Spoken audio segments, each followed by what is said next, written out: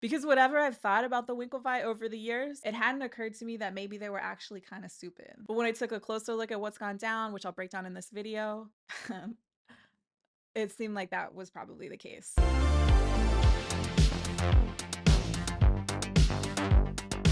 If you're not familiar with Cameron and Tyler Winklevoss, they're best known for their depiction in the 2010 critically acclaimed movie, The Social Network. You must really hate the Winklevosses.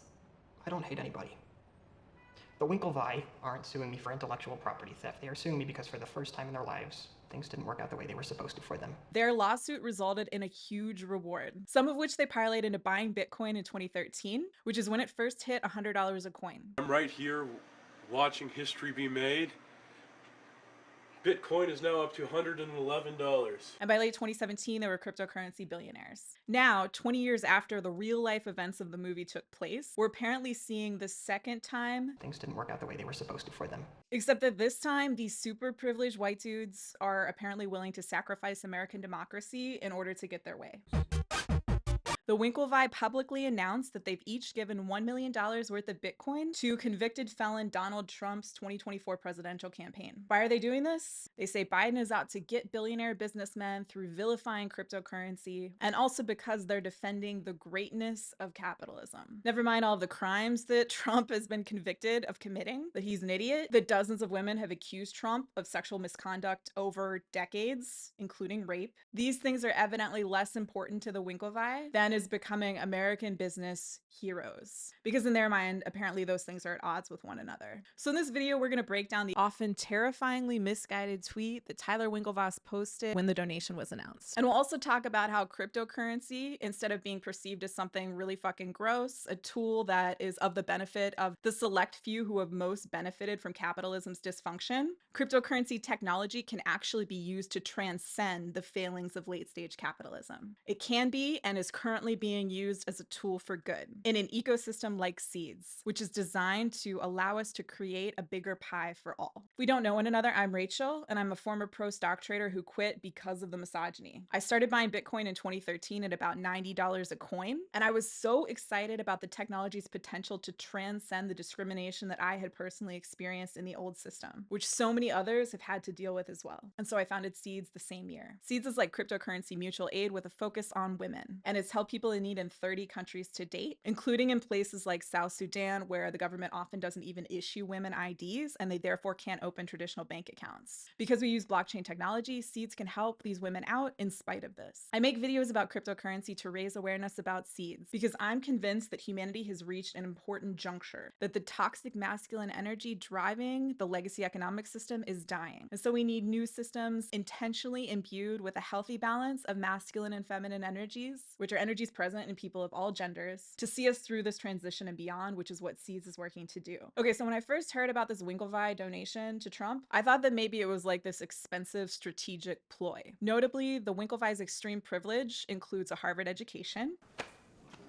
because we're gentlemen of Harvard. and relatedly, a very wealthy dad. During the time when you say you had this idea, did you know Tyler and Cameron came from a family of means?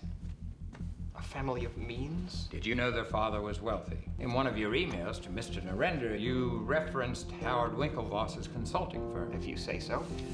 Howard Winklevoss founded a firm whose assets are in the hundreds of millions. You also knew Tyler and Cameron were members of a Harvard final club called the Purcellian. They pointed that out Excuse us for inviting you in. to the bike room. So I initially thought that like, hey, they think that Biden's going to win, but they also think that he hasn't supported cryptocurrency innovation nearly enough. So they figured that this is the loudest way that they can draw attention to their perceived issue, which is the issue of cryptocurrency regulation in the United States, to make Biden afraid that if he doesn't show support for cryptocurrency, that he's going to lose the election. And recent events, specifically the passage of the Financial Innovation and Technology for the 21st Century Act, suggest that there's something to this. This bill moves crypto regulation away from the SEC, the Securities and Exchange Commission, to the Commodity Futures Trading Commission by classifying cryptocurrencies as commodities rather than securities. This is a big deal because much of the perceived persecution of cryptocurrency has come from Gary Gensler, who is the current head of the SEC, whom Biden appointed in 2021.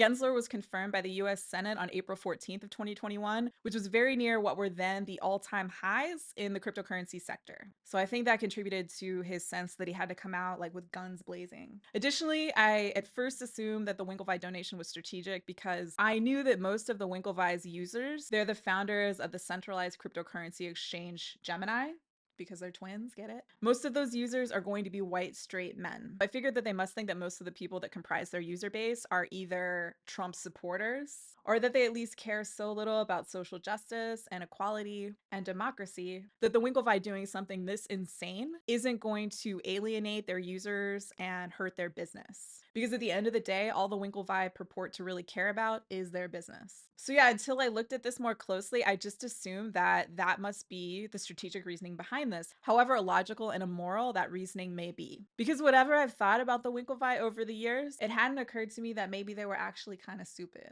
But when I took a closer look at what's gone down, which I'll break down in this video, it seemed like that was probably the case. They remind me of that great quote from Michelle Obama, which we should all keep in mind when questioning all of the systems surrounding us. And so I concluded that this wasn't so much a strategic ploy as it was at root a highly emotional decision driven by the fact that the Winklevi, again, simply didn't get their way for like literally the second time in their excessively privileged lives. Okay, so let's break down Tyler Winklevoss's extremely long tweet. He says that over the past few years, the Biden administration has openly declared war against crypto. It's weaponized the banking system against crypto companies. It's an abuse of power. And he stresses that this is by design. He says it does this not because it doesn't understand the consequences, but because it does. These are exactly the consequences it wants: to kill crypto.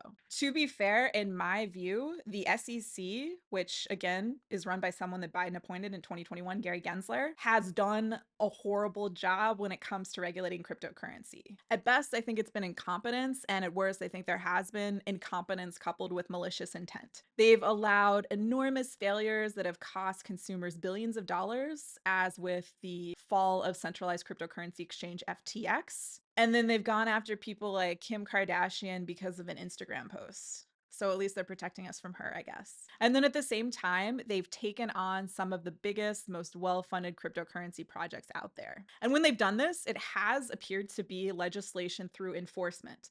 They have not done a good job of articulating the laws surrounding cryptocurrency, but they'll sue these companies anyway. Tyler says here that by not writing any new rules for crypto, the SEC can say that the existing rules, which are based on a 1946 Supreme Court decision, which was about a citrus grove in Florida, are fit for purpose, but they are not. In my view, this part of his argument is totally valid. Like, we shouldn't be using this as a precedent because we're living in an entirely different technological landscape. But this is where his argument starts to show enormously gaping signs of logical fallacy. For some reason, he thinks it's a good idea to go on a rant about capitalism itself, and he says that capitalism lifts people up. Of all the capitalist experiments, America has been the greatest.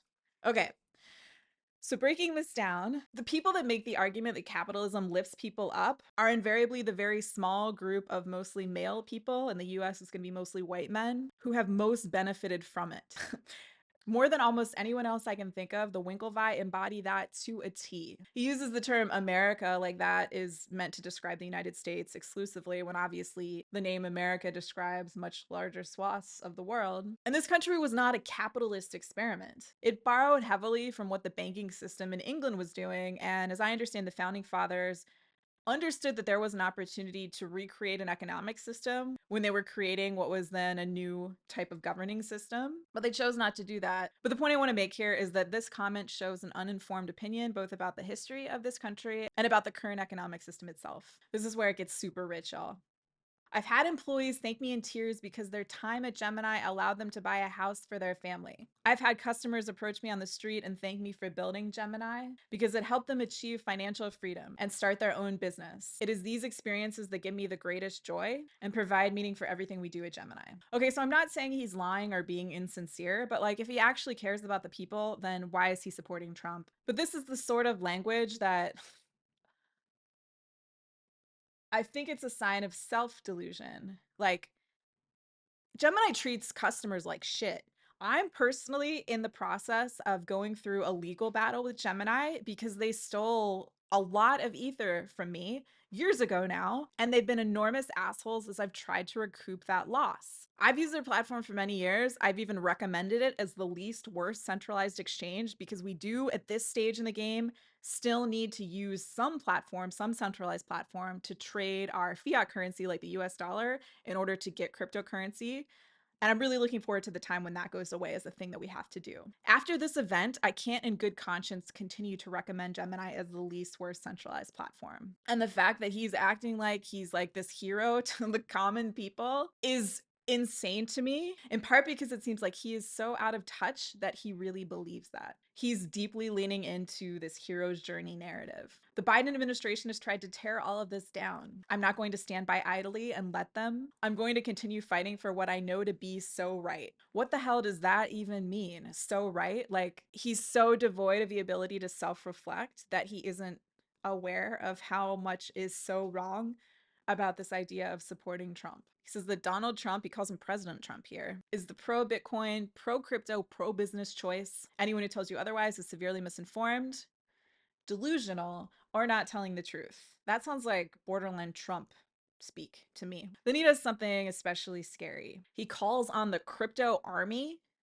to send a message to Washington that attacking us is political suicide. Yo, what the fuck? That is so reminiscent of like what happened on January 6th, the sort of language surrounding that, which is obviously the type of energy that they're aligning with in choosing to support Trump. There's another piece of this that's important to understand, which is that Trump did not support Bitcoin and cryptocurrency when he was actually in office. He tweeted this in July of 2019. He says he's not a fan of Bitcoin and cryptocurrencies, whose value is based on thin air. The Winklevi are complaining so loudly about what the Biden administration did, but Bitcoin's been around since January of 2009.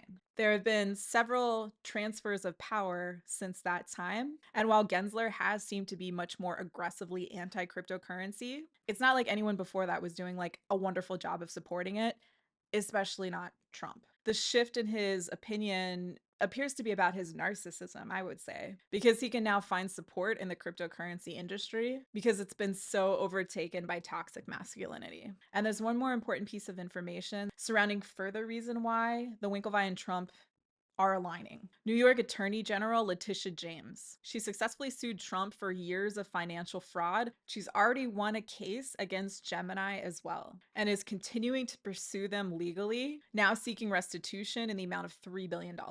So, I mean, Letitia James seems to be doing a better job than Gary Gensler ever did. When we're talking about capitalism, I want to make something very clear. I've become convinced that both capitalism and the various forms of communism share a root problem. They're both driven by unhealthy masculine energy, which is present in people of all genders because society rewards it and teaches us to overvalue it. And that energy seeks to separate and control. It leaves no space for giving, which is why we need to have nonprofits. And it's led to some of the scariest regimes in recorded history. Capitalism is founded in the idea that self-interest is the sole driver of human behavior. And I know that that's not true. I know so many women in particular who live their lives in a way that is about supporting the needs of others before their own. But the father of modern economics, Adam Smith, who famously wrote, "It is not from the benevolence of the butcher, the brewer, or the baker that we expect our dinner, but from the regard to their own interest." As he was writing that, he was so obtuse that he didn't have the presence of mind to recognize the feminine energetic contribution that was allowing him to eat dinner every day because he lived with his mother for most of his adult life. His actual mother was feeding him dinner because he lived in her house. And one can assume that a mother is probably not feeding her child exclusively out of self-interest. That ignorance and inability to see and value the feminine is something that we're still suffering from today, 250-ish years later, and it's time for a change. The healthy masculine provides a great support for the healthy feminine. This is what we need to imbue our systems with at this stage in humanity's evolution, including our economic ecosystem, because the unhealthy masculine energy dominating the legacy economic system contributes to energies of striving, to ideas of manufactured scarcity, which doesn't make any sense because money is everywhere and it's being generated all the time. Money is not scarce. It's just controlled by gatekeepers who are doing a bad job. The unhealthy masculine is about linear growth, much like the projectile of male orgasm. The unhealthy masculine has little awareness that nature actually moves in cycles and that cyclical energy works together with the propulsive linear energy that we've been taught to think is the only way. we're looking at the planets in the solar system, we know that they revolve around one another, but at the same time, they're also driving through space. I understand that to be an example of a healthy balance of masculine and feminine energies in nature. And we need to align more with nature on Earth in order to continue to evolve ourselves. The unhealthy masculine energies in the old system are also about acquiring. They have a focus on the external at the expense of the internal. They deprioritize healthy feminine aspects like rest, receptivity, creativity, nurturance, intuition, and nature, and the ability to process and understand multiple things simultaneously in a non-linear fashion outside of rote logic or a line on a graph. There's a Buckminster Fuller quote that I love. You never change things by fighting the existing reality. To change something, build a new model that makes the existing model obsolete. And that is what we're working to do through Seeds. And so in order for more of us to come together and render that old system obsolete, all we need to do is focus our energies on something that is vibrationally higher. And we can do that through using and uplifting a system like Seeds, which blockchain technology makes possible. You can help someone in need and get 100% or more of the value of your gift in Seeds cryptocurrency in thanks, so you can build wealth through giving. You can also add your Seeds to a liquidity pool to generate passive income from them while retaining custody of your money, which is impossible at a bank. And when you do so, you're simultaneously providing financial access to people in need all around the world. Because healthy feminine energy allows for things to be a win-win-win, whereas the unhealthy masculine energies in the old system tend to make everything look like it's zero sum. Finally, you can also redeem a seed to ask for help when you need it and receive that with no strings attached. The cries of big babies like the Winklevoss twins and their alignment with the ultimate big baby, Donald Trump, are evidence of the last gasp of the old dysfunctional patriarchal system. But we don't have to let that drain us or dishearten us or frustrate us, which is a lesson I have to remind myself of every day. We need to make sure that dysfunctional worldview doesn't fool people into thinking that cryptocurrency at large as a tool is only for the richest and the dumbest and the most evil. Instead, we can turn our energies toward that higher vibration, using the technologies at our disposal to uplift one another, to help us escape jobs that we hate, and to allow us to receive the resourcing that we need to heal, which is what Seeds is here to help us to do.